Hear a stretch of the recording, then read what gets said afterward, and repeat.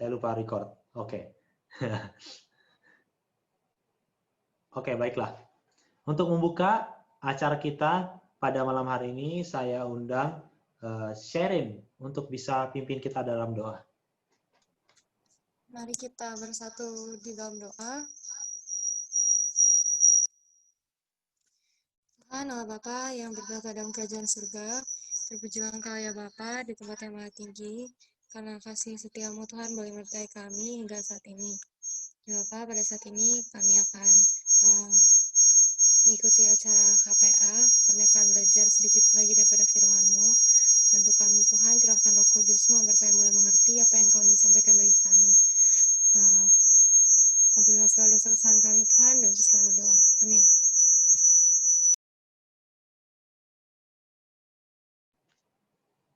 Baiklah. Selanjutnya, sebelum kita akan masuk ke dalam pembelajaran kita malam hari ini, kita akan mendengarkan special number yang akan dibawakan oleh Sherin, Gita, dan Glory.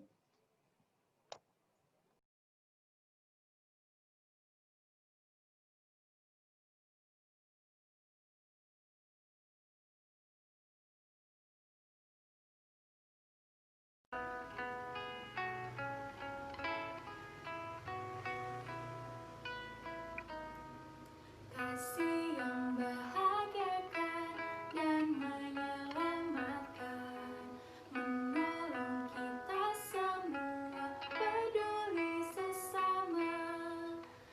Kasih-Nya, kasih Allah Bapa, jadikan kita umat-Nya. Kasih yang bahagiakan dan menyelamatkan, menolong kita semua, peduli sesama. Dunia ini seret duka dan derita, kasih-Nya mengajak kita memenangkan jiwa. Kasih-Nya, kasih Allah Bapa, jadikan kita umat-Nya. Kasih yang bahagiakan dan menyelamatkan, menolong kita semua, peduli sesama. Dan bila Yesus datang menjemput umat-Nya, kita nyanyikan selamanya Yesus dan kasih-Nya. Kasih-Nya, kasih Allah Bapa, jadikan kita umat-Nya. Kasih yang bahagiakan dan menyelamatkan, menolong kita semua, peduli sesama. Kasih-Nya, kasih Allah Bapa, jadikan kita umat-Nya. Kasih yang bahagiakan dan menyelamatkan, menolong kita semua, peduli sesama.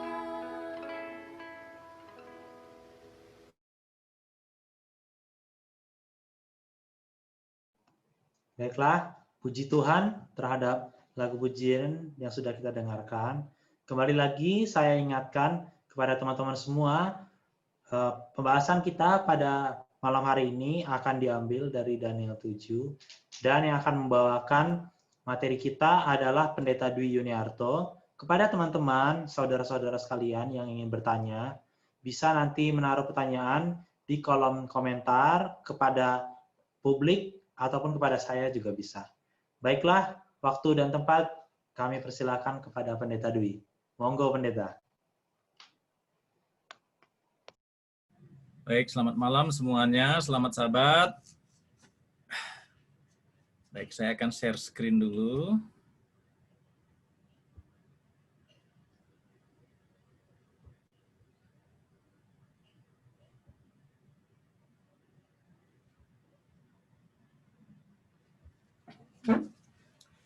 Baik teman-teman semua, mahasiswa Kamai yang pada malam hari ini kita boleh ketemu via Zoom ini, puji Tuhan kita diberi kesempatan ya untuk belajar firman Tuhan. Baik, saudara-saudaraku, teman-teman orang muda semuanya, saat ini kita akan belajar Alkitab dengan tema yang sudah dibuat oleh pengurus kerohanian Kamai berjudul Perjuangan untuk Penguasaan Dunia. Didasarkan dari buku Daniel pasal 7. Saya harap teman-teman semua boleh buka Alkitabnya, ataupun yang ada di handphone semuanya boleh dibuka. Ya, saya nggak tahu apakah bisa sambil buka kalau menyaksikan Zoom-nya menggunakan handphone, apakah bisa sambil buka saya tidak tahu. Tapi mungkin yang lebih nyaman, lebih enak kalau itu menggunakan handphone, ya bawa Alkitab yang seperti ini. Kita buka Daniel pasal 7. Dan beberapa waktu yang lalu, gereja kita menggunakan pelajaran sekolah sahabat kita. Ya, pelajaran sekolah sahabat. Ya, dan ini dipelajari pada bulan Januari yang lalu. Jadi di awal tahun yang lalu kita menggunakan buku ini. Baik, teman-teman muda yang dikasihi oleh Tuhan, kita akan pelajari buku Daniel pasal yang ke-7, Perjuangan untuk Penguasaan Dunia. Mari kita membaca di dalam buku Daniel pasal 7 ayat yang pertama. Daniel pasal 7 ayat yang pertama. Jadi di sana dikatakan Daniel 7 ayat yang pertama. Pada tahun pertama pemerintahan Belshazzar, Raja Babel, bermimpilah Daniel dan mendapat penglihatan di tempat tidurnya, lalu dituliskannya mimpi itu, dan inilah garis besarnya. Itu di Daniel 7 ayat yang pertama. Sementara kalau kita membaca di Daniel 6, ya, Daniel 6 itu sudah bercerita tentang Darius, ya, orang Media. Nah, jadi di Daniel 7 kelihatannya cerita ini berbalik kembali ketika Daniel masih ada di Babylon. Sementara Daniel 6 itu sudah bercerita tentang kerajaan Media Persia. Di sana ada Raja Darius. Ya. Jadi kita harus mengingat bahwa penulisan di dalam Alkitab itu tidak didasarkan pada kronologis waktu. Dan bisa juga kalau kita mempelajari, kalau kita menulis tesis, ya, atau menulis skripsi, biasanya awal-awal atau pandangan-pandangan rangkuman di awal itu diceritakan di awal penulisan, ya, baru dibahas di bab-bab yang berikutnya. Nah, Daniel 7 ayat 1 atau Daniel 7 ini bercerita tentang ketika Daniel itu masih berada di Babylon. Ya, masih berada di Babylon. Walaupun di Daniel 6 sudah bercerita tentang kerajaan Media Persia. Nah, di Daniel pasal 7 ayat 1, Daniel ini berada atau bermimpi pada saat, ya, pemerintahan Belshazzar. Kita ingat dulu Daniel masih muda, itu hidup di zaman opungnya, di zaman opaknya Belshazzar, ya, yaitu Raja Nebukadnezar, masih muda pada waktu itu. Dan berganti pemerintahan, Daniel masih ada tetap di pemerintahan. Orang penting di pemerintahan. Ya. Dan saat ini dia berada di pemerintahan Belshazzar, Raja Babel. Dia mendapat mimpi atau mendapat penglihatan-penglihatan dari tempat tidurnya. Pertanyaannya adalah, siapa ini Belshazzar? Ya. Belsasar ini sebenarnya siapa? Ya.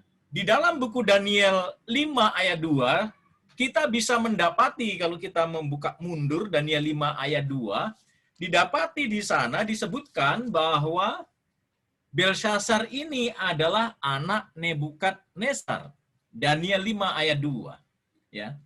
Sebenarnya dalam sejarah orang Kasdim dia adalah anak Nabonidus. Ya. Jadi Belsasar ini sebenarnya anak Nabonidus. Jadi Belsasar ini sebenarnya adalah cucu dari Nebukadnezar. Jadi ini cucunya. Nah, mengapa disebut sebagai anak Nebukadnezar? Karena ini adalah hubungan dinasti. Maka digunakan istilah ayah dan anak. Jadi ini hubungan dinasti kekaisaran atau kerajaan, maka digunakan kata anak. Nah, arti nama Belsasar ini adalah Dewa Bel melindungi raja. Ya.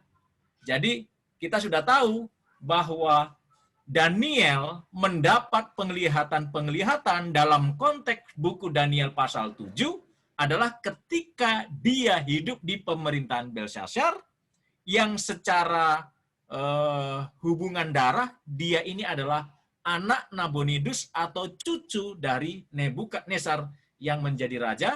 Disebut anak itu hubungannya dengan kedinastian atau hubungan dalam kebiasaan mereka dalam hubungan dinasti atau kerajaan. Ya. Jadi ini latar belakangnya. Ya, Belsasar dalam dia disebut anak ya. Jadi itu yang saya terangkan tadi. Nah, yang berikutnya ini masih latar belakang dari buku Daniel pasal yang ke-7. Kontras tokoh tersebut, saya mau kontraskan antara Nebukadnezar dengan Belsasar. Ya. Kontras kedua tokoh tersebut, di bagian ini pasal 5 diletakkan langsung dengan kisah Nebukadnezar. Jadi Nebukadnezar itu dimasukkan di dalam buku Daniel pasal 5. Nebukadnezar meninggikan diri, kemudian direndahkan oleh Tuhan, tetapi ia mengalami pemulihan, dan di bagian akhir kisah tersebut, Nebukadnezar memuji, meninggikan, dan memuliakan Raja Sorga. Tetapi ini kontras dengan kakeknya, ya, dengan Raja Nebukadnezar. Belsasar, di mana Daniel tadi mendapat penglihatan tadi, hidup di pemerintahan, menjadi orang yang penting juga di pemerintahan Belsasar, tidak mengalami titik balik. Dia berdosa kepada Tuhan dengan meninggikan diri. Kemudian dia mati. Jadi diri nggak sempat ada titik baliknya, dia mati. Nebukadnezar dan Belsasar disebut sebagai ayah dan anak untuk memberikan perbandingan dan juga persamaan kesalahan yang dilakukan oleh raja-raja Babel, kerajaan yang besar itu. Jadi mereka sama-sama melakukan kesalahan. Lihat latar belakang ini, teman-teman orang muda, ya. Kita bisa melihat bahwa Nebukadnezar ini belajar lama dari pengalamannya sampai kepada pertobatannya. Kita lihat bahwa dia menjadi binatang bukan berarti orangnya berubah jadi binatang, tapi akhlaknya di sana artinya mengalami kemerosotan moral. Nah, Belsasar tidak bertobat. Kalau Nebukadnezar itu bertobat dari pengalamannya ketika dia meninggikan diri dan direndahkan, dia bertobat belajar dari pengalaman. Belsasar tidak bertobat dari pengalaman tersebut. Dia tidak menyadari bahwa kekuasaan itu adalah pemberian Tuhan. Perlu dicatat oleh teman-teman orang muda bahwa kekuasaan itu pemberian Tuhan. Itu yang dicatat di dalam seluruh kitab, yang ditekankan juga di dalam kitab Daniel. Bahwa kekuasaan itu pemberian Tuhan. Baik ketika Nebukadnezar mengalahkan Yehuda, baik itu sekarang Belsasar, jadi itu semua pemberian Tuhan. Jadi kalau kita bisa dapati kontras atau perbandingan terbalik ini antara Nebukadnezar dengan Belsasar, ketika Nebukadnezar itu menyerang Yehuda, membawa perkakas-perkakas bait suci, dibawa ke Babylon, saya ingin tanya, ditaruh di mana perkakas-perkakas bait suci? Nebukadnezar menempatkan perkakas-perkakas bait suci itu di tempat yang terhormat, di ruang perbendaharaan kerajaan. Tetapi problemanya adalah apa yang terjadi dengan Belsasar. Ya. Apa yang terjadi dengan Belsasar? Belsasar menganggap sepele, ya, menganggap sepele apa yang menjadi milik Tuhan. Ya. Dia menganggap sepele. Apa yang dilakukan?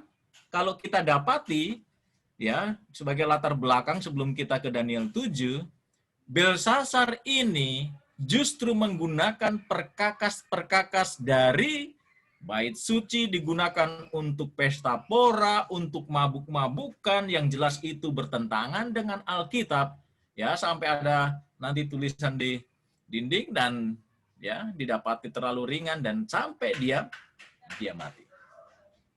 Ya. Saudara-saudara, teman-teman orang muda, ini kontras. Dan kita bisa belajar posisi orang muda Daniel, ya, ketika dia di pembuangan.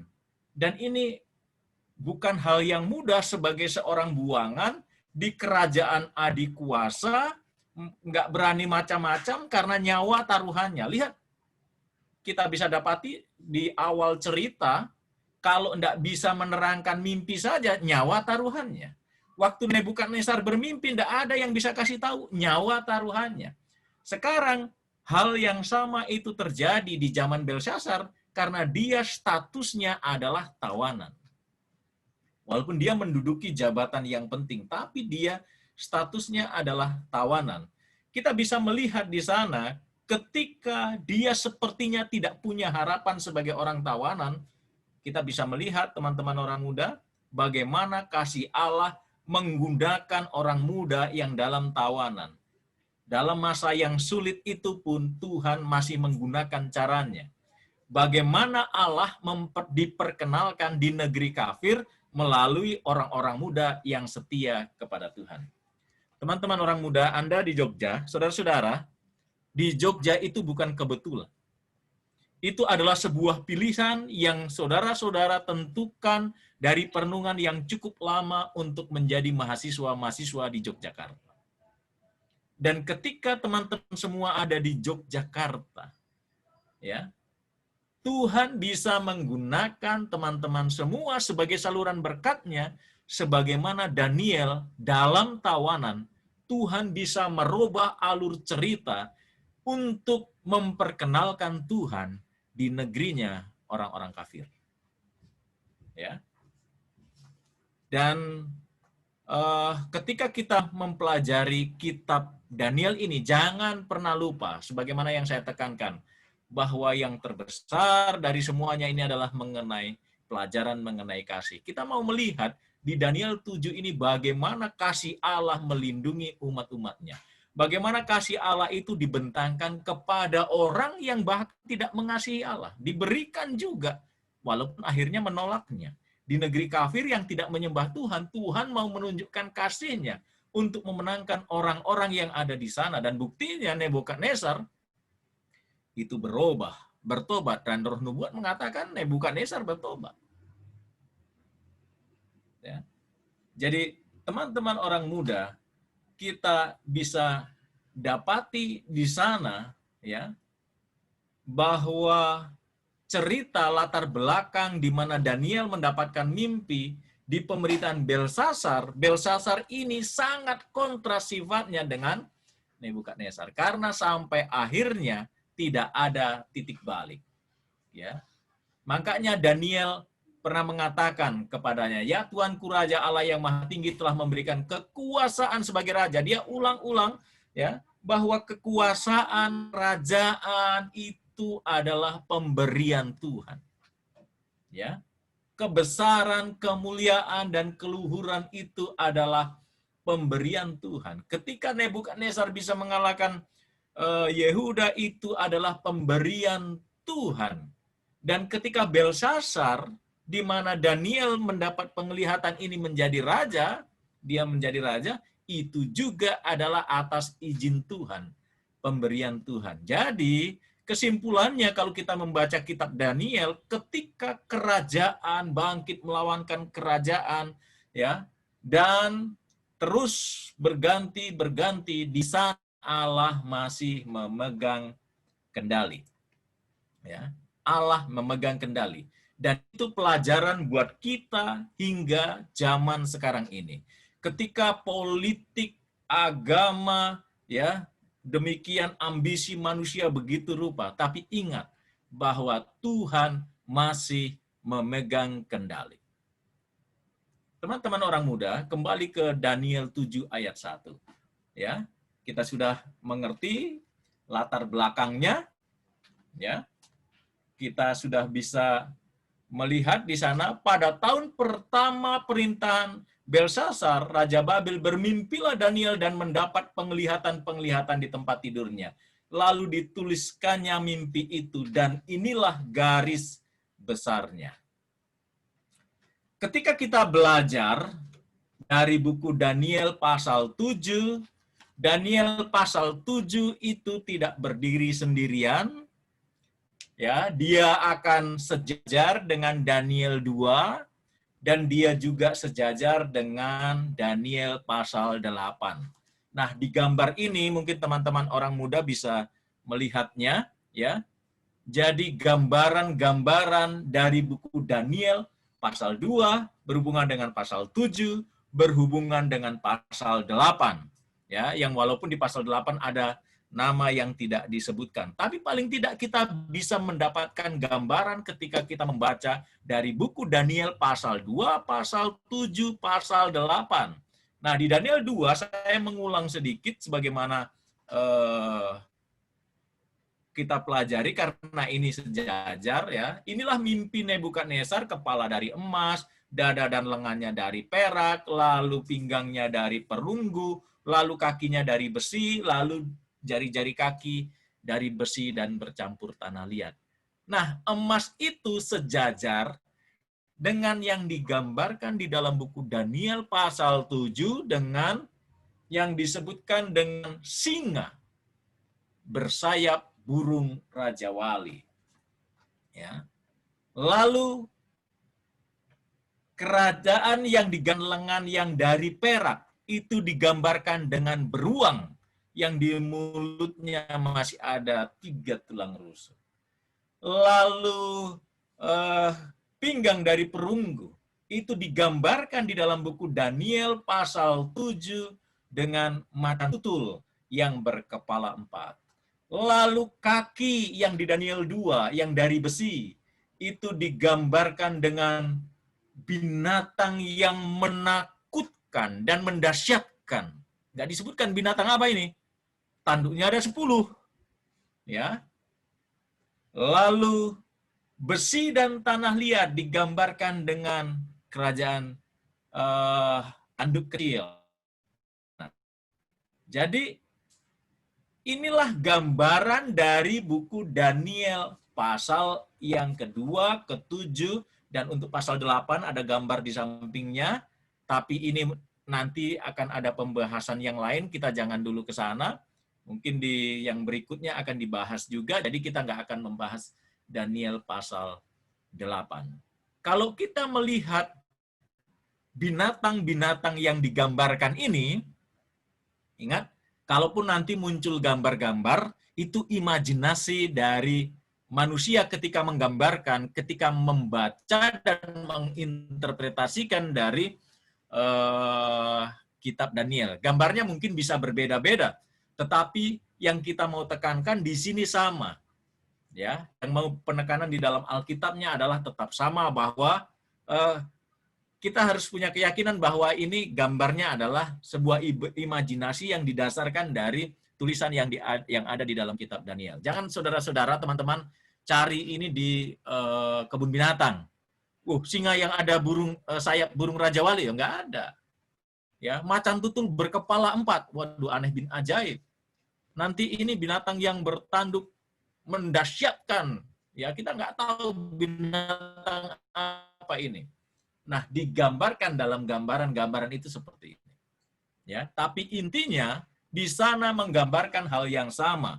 Ya, singa yang dari burung Raja Wali itu, kalau kita melihat, ya, itu menggambarkan Babylon, lalu beruang itu menggambarkan Media Persia, lalu macan tutul berkepala 4 itu sama dengan kerajaan dari perunggu, yaitu Greka, lalu yang berikutnya adalah binatang yang menakutkan dan mendahsyatkan digambarkan dengan Roma yang sama dengan kaki dari besi, lalu ada 10 ada tanduk kecil di sana, ya, yang menggambarkan diawali dengan Roma kekafiran dan diteruskan, ya, dengan penerusnya. Kita akan pelajari nanti yang berikutnya. Nah, apa perbedaan Daniel pasal 2 dan pasal 7? Tadi kita sudah melihat gambaran-gambarannya. Ya. Kalau di Daniel 2 itu menekankan tentang kekuatan politik. Kekuatan kemiliteran. Itu yang ditekankan. Kerajaan berganti kerajaan, kerajaan berganti kerajaan. Tapi di Daniel 7, ingat bahwa di Daniel 7 itu lebih detail lagi dan dia menekankan di dunia agama.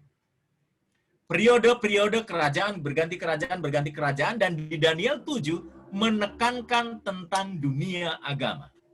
Ya, sementara Daniel 2 menekankan kekuatan daripada politik atau kemiliteran, kekuatan kerajaan melalui ekspansi ke negara atau ke kerajaan-kerajaan lain. Ya, ini perbedaan dari buku Daniel pasal yang kedua dan Daniel yang ke-7. Dan di mimpi Daniel 7 ayat 15. Teman-teman boleh buka di Daniel, buka Alkitabnya di Daniel 7 ayat 15. Ya. Daniel 7 ayat 15 saya akan baca di dalam bahasa Indonesia. Dia begini bunyinya, maka aku Daniel terharu karena hal itu dan penglihatan yang kulihat itu menggelisahkan aku.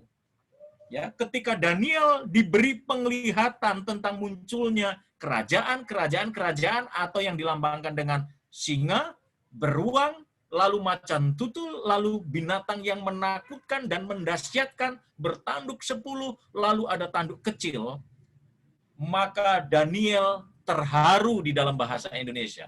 Sebenarnya dalam King James Version itu disebutkan di sana diterjemahkan dengan berduka.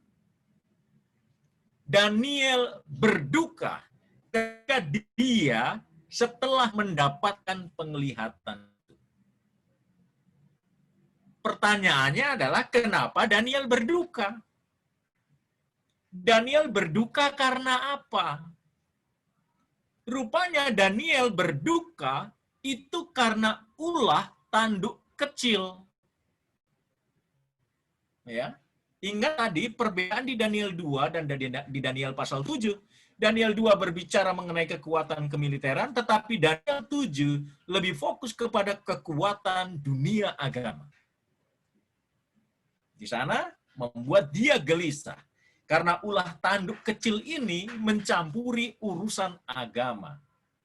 Dan dia diberi kuasa, diizinkan oleh Tuhan, tanduk kecil ini berkuasa selama 1 masa, 2 masa, dan setengah masa, atau 3,5 masa. Dan kita bisa melihat, ya, kalau kita menggunakan tahun nubuatan, jadi masa itu dihitung dengan tahun, maka 1 tahun itu ada 365 hari dan dikalikan 3,5, maka hasilnya 1.260 tahun. Ya, dia berkuasa. Kalau di dalam buku Wahyu disebutkan 42 bulan dan hasilnya sama selama 1.260 tahun. Kuasa tanduk kecil ini, ya, berkuasa, dan apa yang akan dilakukan kita akan pelajari, dan ini yang membuat Daniel berduka. Ya, jadi dia gelisah, berduka. Saya lebih setuju dengan terjemahan King James Version. Ya, berduka. Kalau terharu kelihatan lebih halus. Tapi di sini dikatakan dia berduka setelah menerima penglihatan itu. Berduka karena apa? Karena ulah tanduk kecil yang mencampuri urusan agama dan apa yang dia lakukan. Ya.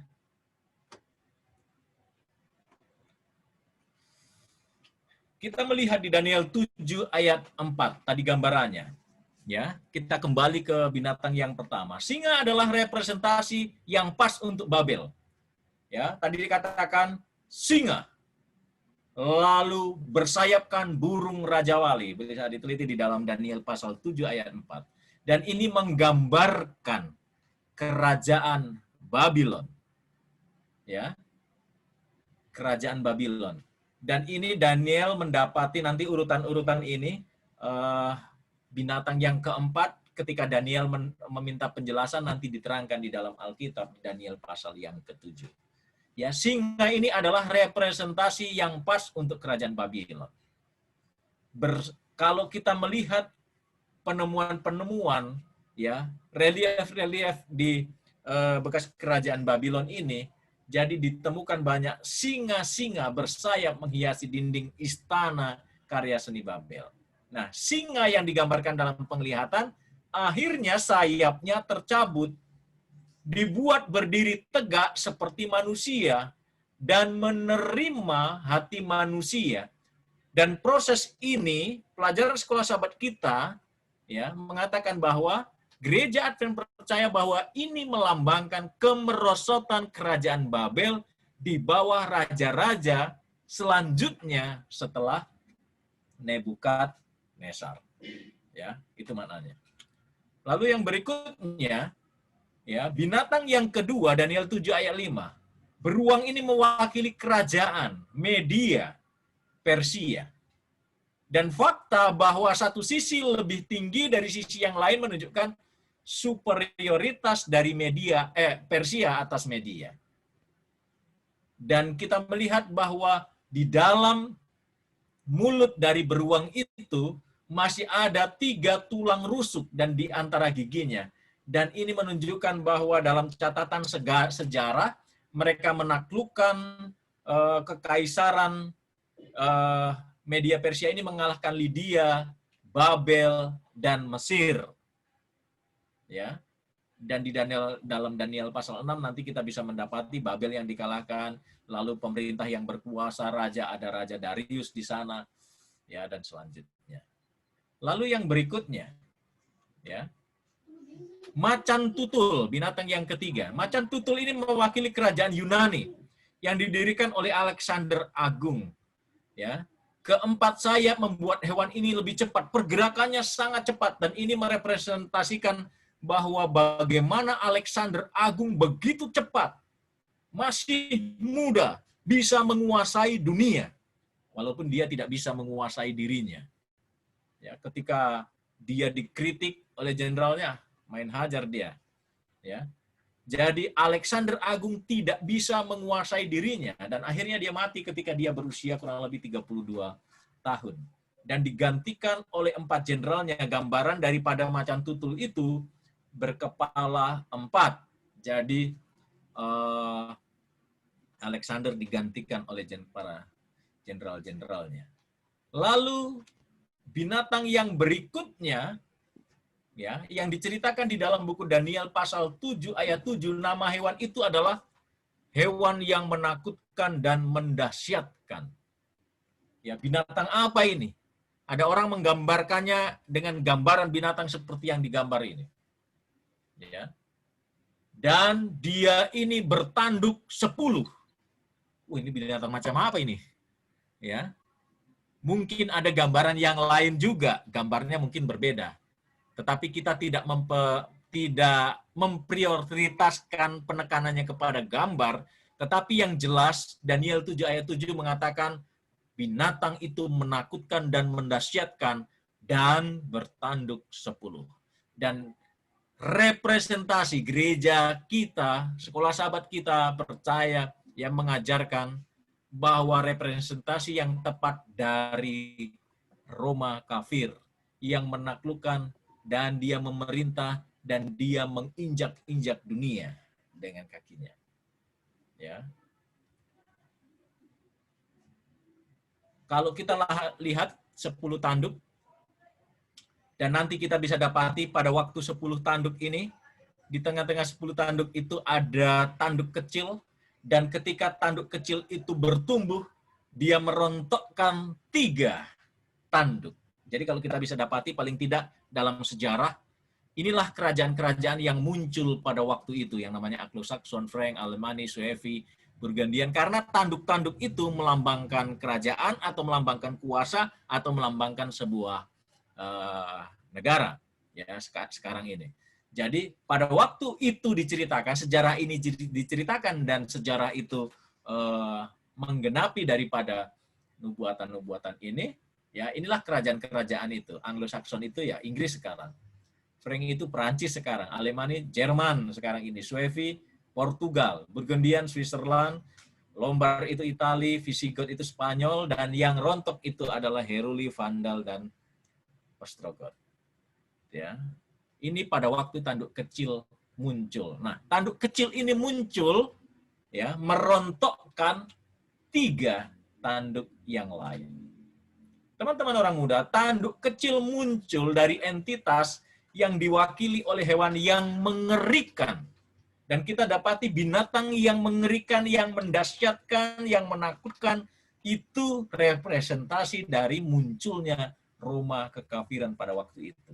Dan di satu sisi, tanduk itu bertumbuh dan melanjutkan tujuan dari kerajaan sebelumnya. Jadi tanduk kecil itu muncul melanjutkan tujuan dari binatang yang dahsyat dan yang menakutkan. Jadi dia melanjutkan itu. Ya. Jadi itu kelanjutan dari kekuatan yang sama.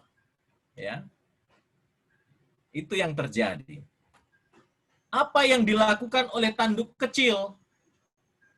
Kalau kita pelajari, ya, tanduk kecil ini mengucapkan kata-kata yang sombong terhadap yang maha tinggi, menganiaya orang-orang kudus milik yang maha tinggi, mengubah hukum dan waktu, dan sebagai konsekuensinya orang-orang kudus akan diberikan ke dalam tangannya. Ya. Jadi kerangka waktu untuk kegiatan tanduk kecil itu, sebagaimana yang saya sudah sebutkan tadi, 1 masa, 2 masa, dan setengah masa.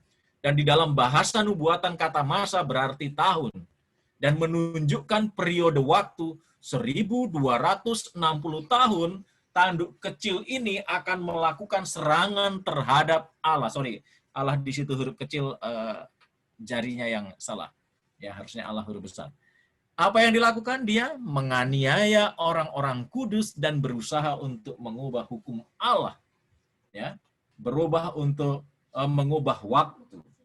Ya, itu yang dilakukan oleh kuasa tanduk kecil. Ingat tadi waktu Daniel bermimpi mendapat penglihatan itu, ya. Bahasa King James Version katakan dia berduka. Kenapa berduka? Ini yang dilakukan oleh tanduk kecil, kuasa ini. Ya, kita dapati bahwa binatang itu mendahsyatkan, menakutkan, dan tanduk kecil itu melanjutkan dari tujuan semula. Ya, dan ini nanti, ya, tanduk kecil ini, ya, melakukan hal-hal yang luar biasa, bukan hanya, ya, dia berkuasa di dunia politik, tetapi dia juga berkuasa di dunia agama.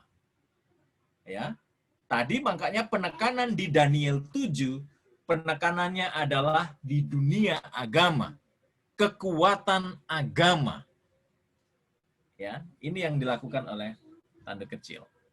Ya, itulah sebabnya di kelanjutannya kalau kita membaca Daniel 7 ayat 9, 10, 13, 14, dan setelah penglihatan keempat binatang dan tanduk kecil, Nabi melihat pemandangan penghakiman di sorga. Jadi ketika kekuatan ini diberi kesempatan, diizinkan oleh Tuhan, ya, untuk berkuasa. Dan apa yang dilakukan tadi menggelisahkan, membuat Daniel berduka, karena yang dilakukan adalah mengubah hukum Allah, ya, sombong ingin menyamai Allah, menganiaya umat Tuhan, dan merubah hukum Allah dan waktu. Itu yang dilakukan. Dan waktunya sangat lama, 1260 tahun. Ini berapa generasi nih teman-teman? 1260 tahun. Ya, 1260 tahun.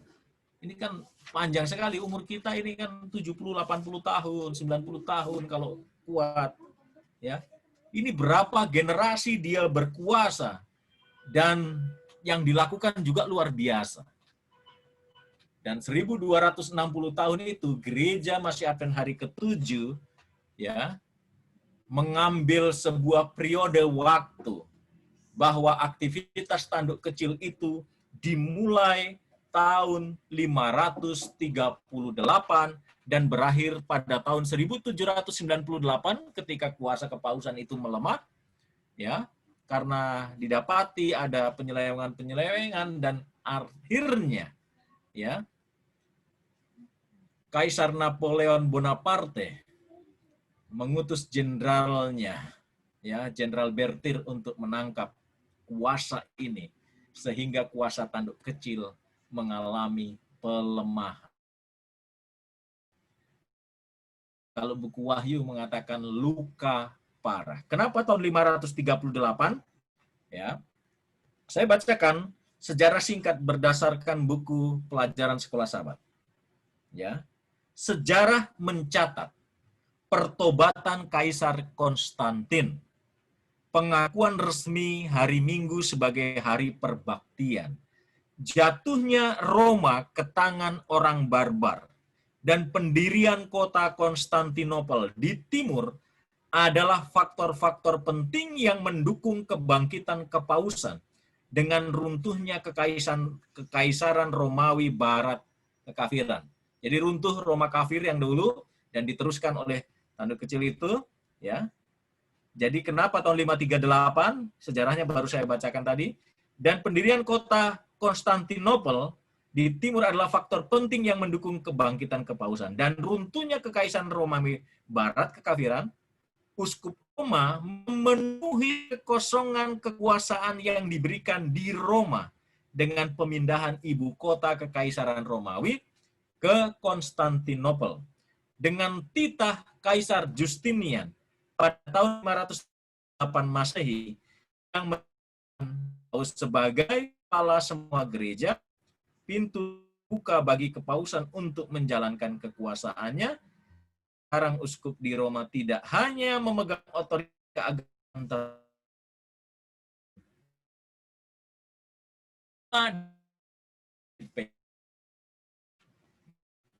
jadi itulah sebab dengan pontifex, kepala para imam, dan mengadopsi tradisi-tradisi lain dan hukum-hukum lain dari kerajaan Roma kekafiran pada waktu itu.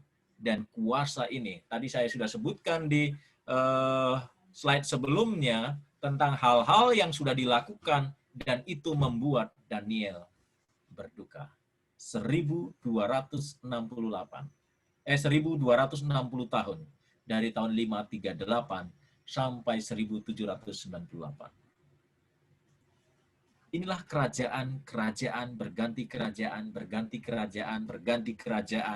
Ada kekuasaan agama di sana, penekanannya kepada kekuasaan agama, apa yang dilakukan oleh pimpinan agama.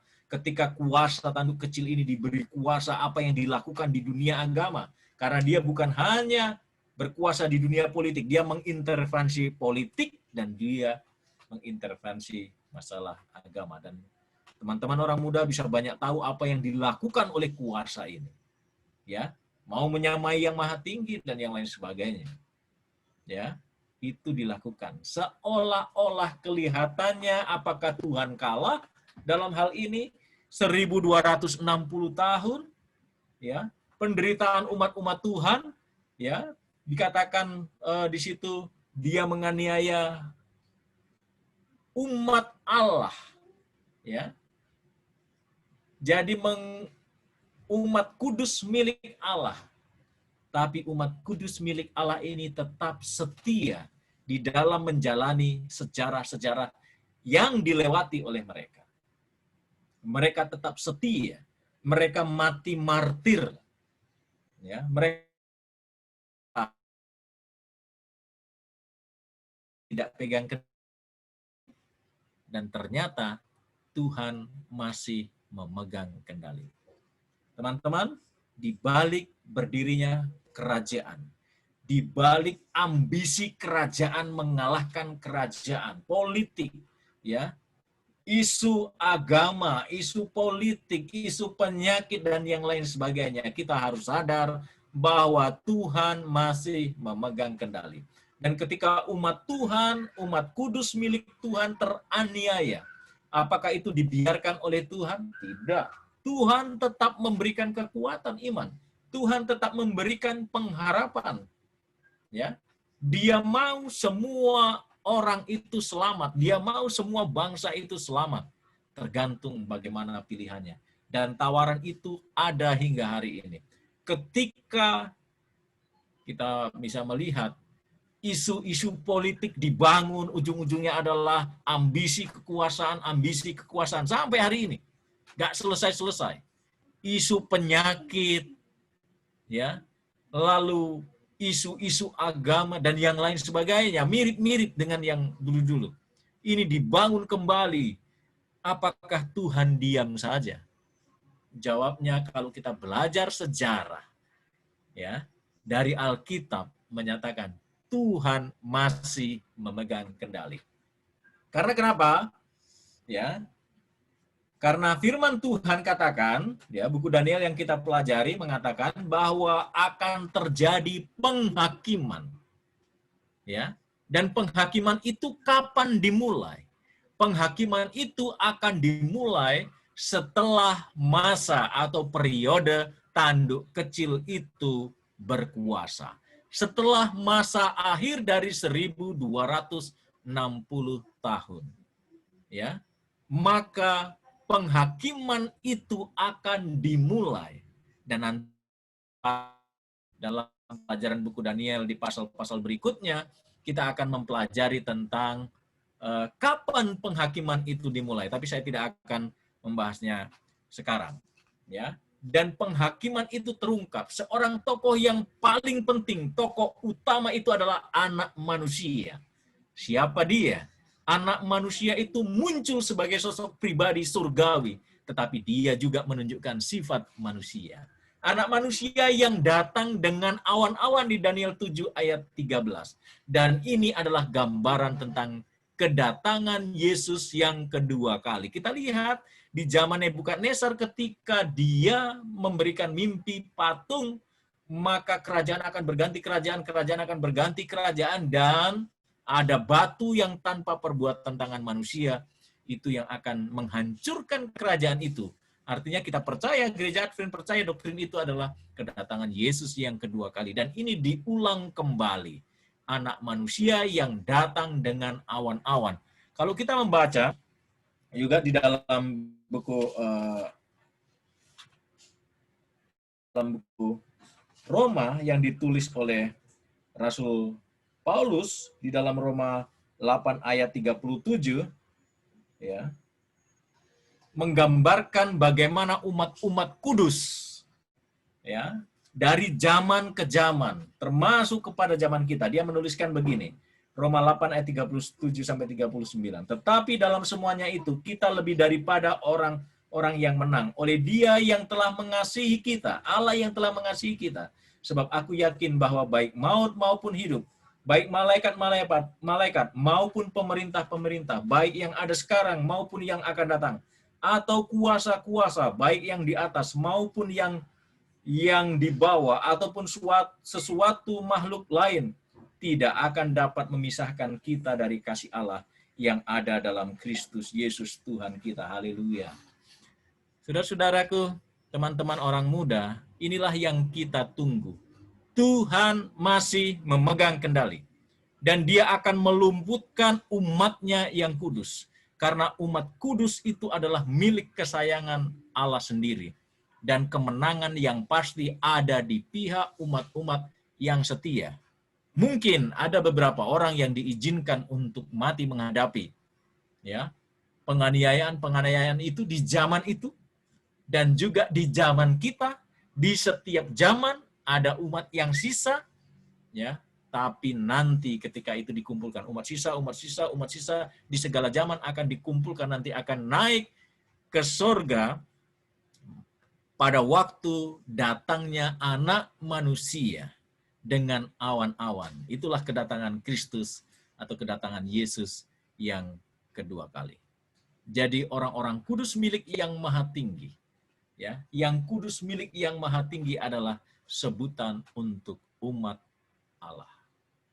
Teman-teman orang muda, mau setia? Apakah kita mau setia sampai kedatangan Yesus yang kedua kali? Sehingga kita disebut sebagai anak-anak Allah. Atau justru kita sebaliknya mengikuti kuasa yang lain. Karena pertentangan antara Kristus dengan setan itu dari dulu itu adalah nyata. Dari sejak dia di sorga bertentangan. Ya. Ketika di dunia ini Adam dan Hawa bertentangan dan seterusnya sampai pada akhirnya nanti dibinasakan, ya. Nanti setelah ada pelajaran yang berikutnya. Jadi inilah yang saya bisa bawakan, teman-teman orang muda. Kiranya Tuhan memberkati kita semua. Amin. Saya serahkan kepada Wilson.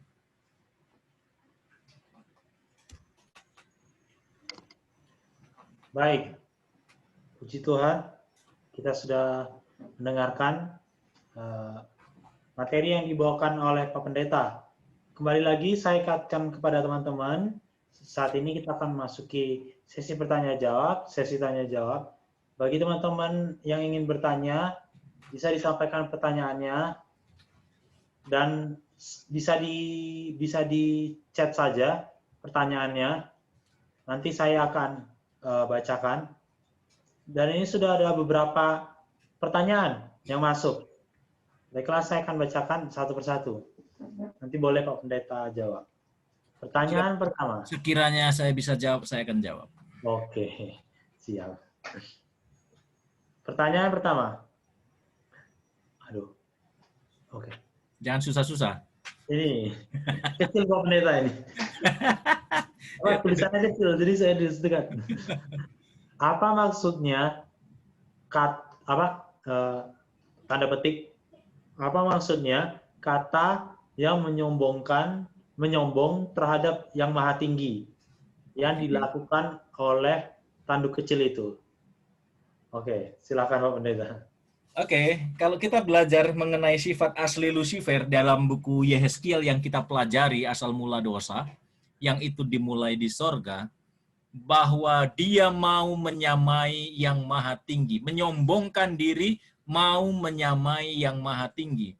Dan satu kali ketika ahli-ahli Taurat, para imam bertanya tentang Yesus siapa dirinya, dan ketika orang menyebutkan apakah engkau Mesias, ya, itu disebut dengan menghujat Allah, menyamakan diri dengan Allah, menyombongkan diri, menyamai yang maha tinggi, ya, itu artinya dia mau menyamai Allah. Dan tabiat Allah itu adalah kasih. Dan salah satu karakternya, banyak karakter Tuhan, ketika teman-teman orang muda butuh penasihat, dia disebut dengan penasihat ajaib.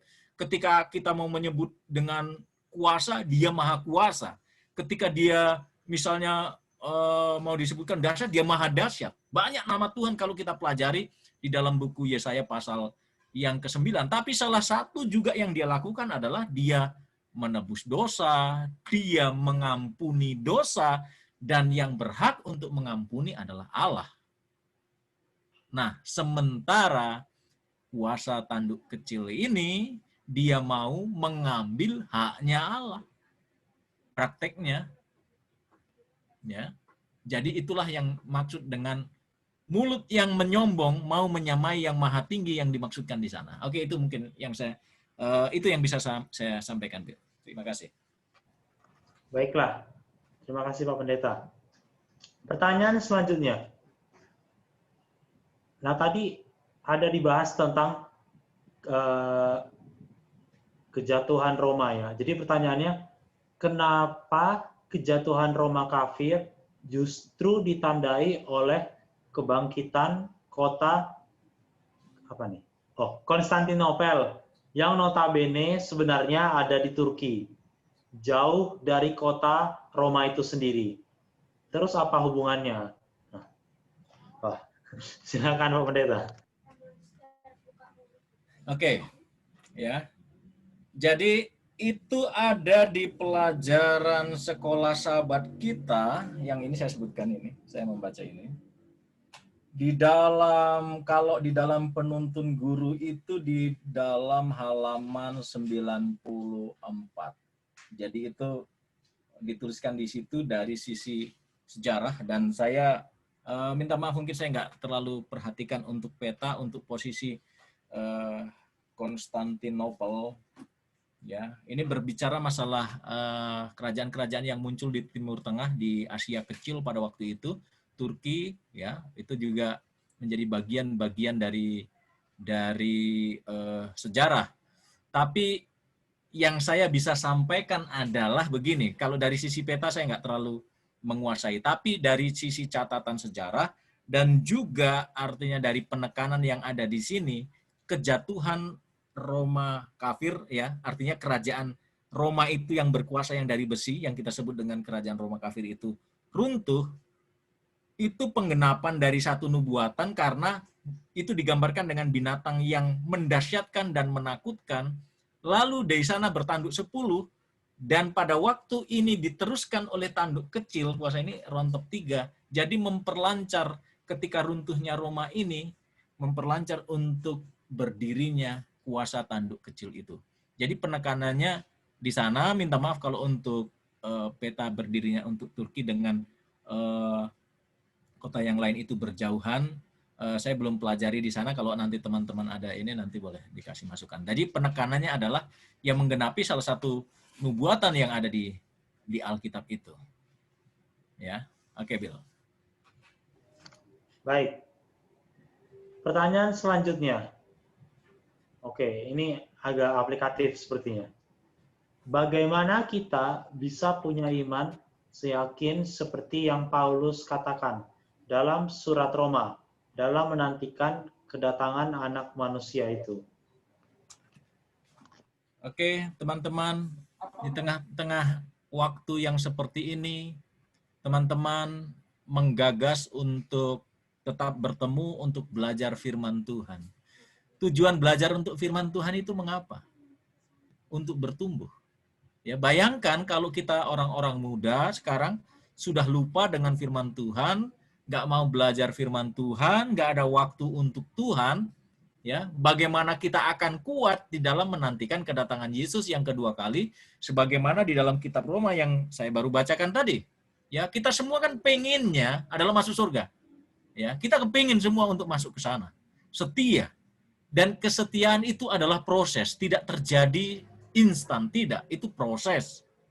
Ya, jatuh juga kita proses, kita menjadi jahat itu juga proses. Itulah sebabnya makanan apa yang kita terima setiap hari dari sisi kerohanian kita. Jadi ketika Anda menginisiasi untuk bertemu dalam acara KPA seperti ini, belajar firman Tuhan, itu baru salah satu. Berdoa sudah pasti. Kan berdoa dengan Tuhan, kekuatan Yesus ketika dia hidup di dunia ini adalah karena hubungannya dengan Tuhan. Kekuatan daripada Henok adalah ketika dia berhubungan dengan Tuhan. Semua adalah oleh karena Tuhan. Ya, hidup kita ini oleh karena Tuhan. Jadi itulah sebabnya ketika kita berlaku setia, dan ingat bahwa Injil itu tidak boleh disimpan sendiri, dan buktinya Allah mau bawa Injil itu bukan hanya untuk orang Israel.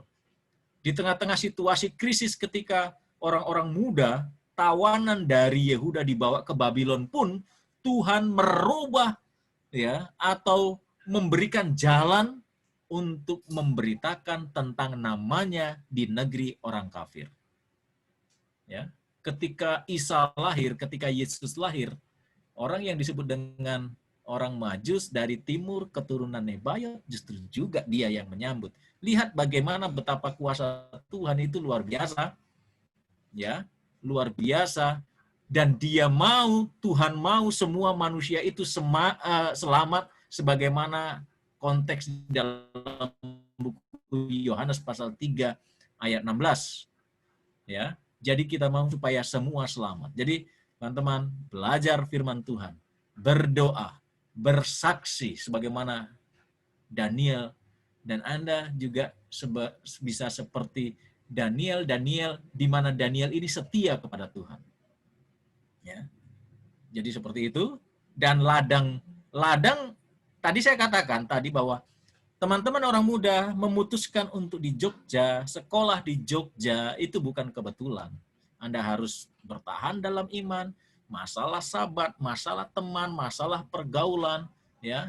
Dan ketika teman-teman semua bersekolah di sini, tujuannya untuk apa?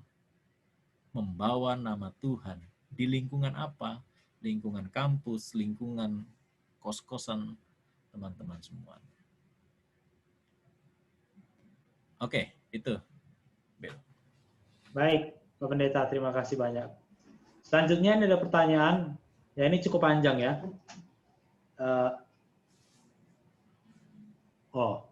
Oke, saya bacakan. Kalau Daniel 2 adalah mengenai kerajaan politik, lalu Daniel 7 adalah pemerintahan politik plus agama, lalu apakah kerajaan Daniel 7 ayat 13 itu akan adalah kekuasaan yang berbentuk agama memerintah di bumi? Dan kenapa batu yang terungkit di Daniel 2 itu adalah kedatangan Yesus, sedangkan pasal itu bercerita tentang jatuh bangunnya kerajaan. Mari baca Daniel 2 ayat 45.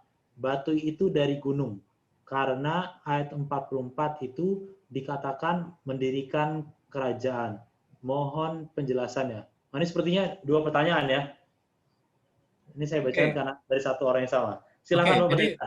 Bercerita tentang batu yang di Daniel pasal 2, ya, di situ disebutkan batu yang terungkit lepas tanpa perbuatan tangan manusia. Gereja Advent percaya bahwa kerajaan yang dilambangkan dengan batu yang terungkit lepas tanpa perbuatan tangan manusia yang menghancurkan jari-jari kaki, itu adalah kedatangan Yesus yang kedua kali. Prinsipnya, polanya sama. Kerajaan berganti kerajaan, ambisi berganti ambisi, kekuasaan berganti kekuasaan di sana terus. Dan Tuhan masih tetap mengendalikan dari semua percaturan kekuatan militer atau kekuatan kerajaan ini. Ya, kerajaan ini berganti ini, kerajaan ini berganti ini, kerajaan ini. Dan Tuhan Allah yang mengizinkan itu semuanya. Ya. Dan gereja Advent percaya bahwa kerajaan batu itu adalah kedatangan Yesus yang kedua kali. Itu kalau kita membaca di dalam buku Daniel pasal 2 tentang mimpi Nebukadnezar. Lalu tadi sempat disinggung di Daniel 7 ayat yang ke-13. Saya akan baca Daniel 7 ayat 13. Aku terus melihat dalam penglihatan malam itu tampak datang dengan awan-awan dari langit seorang seperti anak manusia.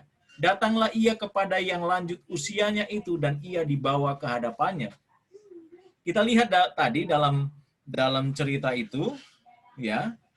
Jadi ini kan berbicara tentang kedatangan Yesus yang kedua kali, ya.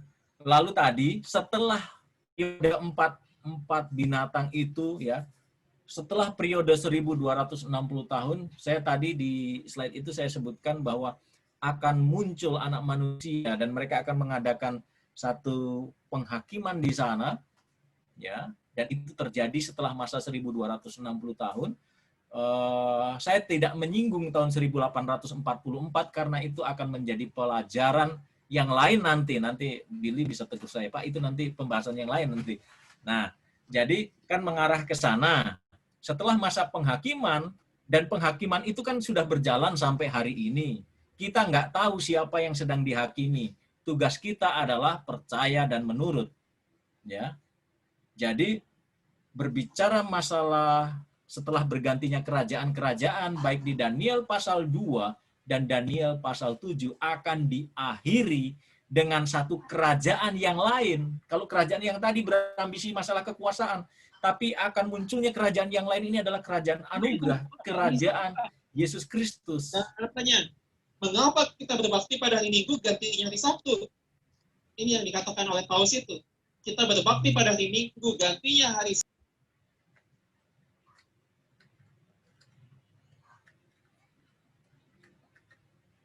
Oke, Bill. Silakan dilanjutkan Pak Pendeta. Ya, jadi yang tadi udah selesai ya, yang tadi bercerita mengenai kerajaan-kerajaan itu, kerajaan-kerajaan itu akan digantikan itu sudah ya. Oke. Pertanyaan tadi dari Bapak Atumahina ya. Sorry, Bill, yang tentang kenapa ada perbaktian hari Minggu dan hari Sabtu? Nggak tahu, bentar. Kalau pertanyaan yang ini sudah terjawab Pak Pendeta, yang pertanyaan pertamanya, kalau Daniel 2 adalah mengenai kerajaan politik, lalu Daniel 7 adalah pemerintahan politik plus agama. Lalu apakah kerajaan Daniel 7 ayat 13 itu akan adalah kerajaan yang berbentuk agama memerintah di bumi? Kalau yang kita pelajari tadi kan kerajaan yang berkuasa di bumi untuk masuk di dunia agama itu dilakukan oleh tanduk kecil selama 1260 tahun itu. Dan tadi kan dikatakan di akhir tahun 1798 kita percaya bahwa kuasa ini melemah dengan ditangkapnya kepausan oleh Jenderal Bertir atas perintah Napoleon Bonaparte. Dan ingat, itu hanya mengalami luka parah kalau disebutkan di dalam buku Wahyu. Ya, nanti itu akan muncul kembali dan pada tahun 1929 kuasa itu nanti muncul kembali. Kalau kita pelajari di dalam kitab Wahyu. Ya, jadi itu hanya sampai dia di luka parah, nggak mati, dan kuasa itu sekarang mulai lagi meneruskan cerita yang sama yang sebelumnya. Ya. Jadi bukan artinya diakhiri dengan nanti kekuasaan agama yang di bumi, tidak, karena ini berbicara nanti tentang majelis sorga, penghakiman sorga, dan nantinya itu diakhiri dengan sama ceritanya kedatangan Yesus yang kedua kali. Oke, Bill.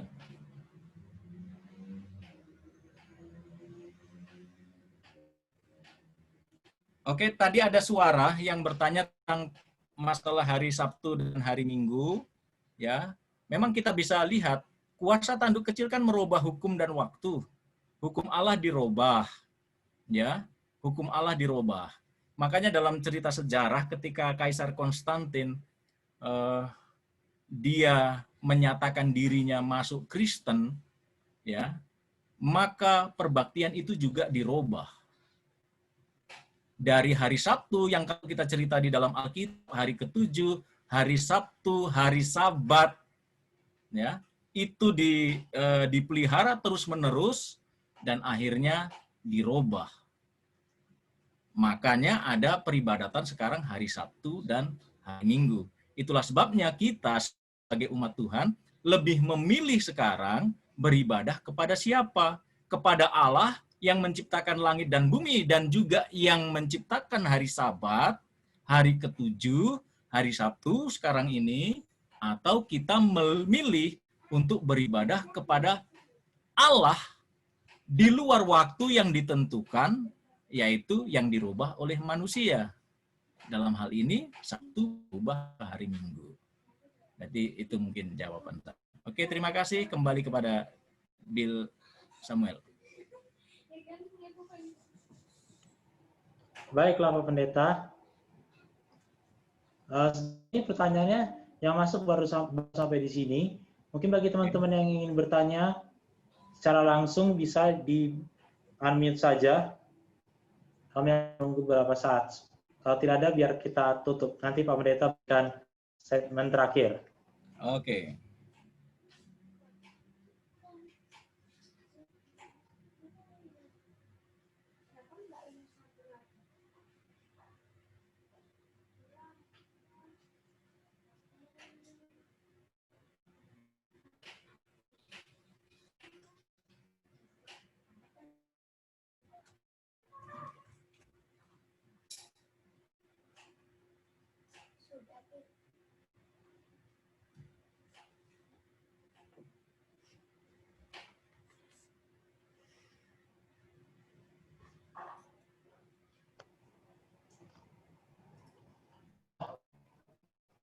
Baiklah, ini ada pertanyaan terusan di chat tentang yang batu tadi. Kita baca bersama Daniel 44 dan 45.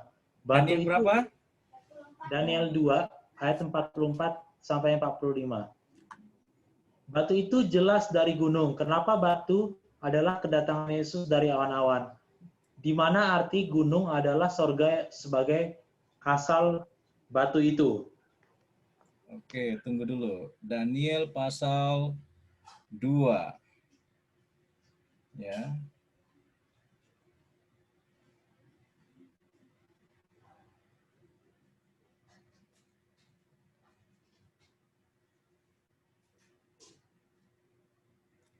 Daniel pasal 2. Oke, saya akan baca. Daniel pasal 2 ayat berapa? Ayat 44 sampai 45. 44 sampai ayat 45. Tetapi pada zaman raja-raja, Allah semesta langit akan mendirikan suatu kerajaan yang tidak akan binasa sampai selama-lamanya. Allah yang akan mendirikan kerajaan sampai selama-lamanya yang tidak akan pernah binasa. Dan kekuasaan tidak akan beralih lagi kepada bangsa lain. Kerajaan itu akan meremukkan segala kerajaan dan menghabisinya. Tetapi kerajaan itu sendiri akan tetap untuk selama-lamanya. Di pasal 40 di ayat 44. Sudah jelas sekali di situ kerajaan dari Allah semesta langit akan menghancurkan kerajaan-kerajaan yang ada di bumi ini. Tepat seperti yang Tuanku lihat bahwa tanpa perbuatan tangan manusia, nggak ada perbuatan tangan manusia. Ya, terungkit batu lepas dari gunung dan meremukkan besi, tembaga, tanah liat, emas dan yang seterusnya. Ya. Kalau kita banyak membaca buku Mazmur, bukankah Allah juga disebut dengan gunung batu?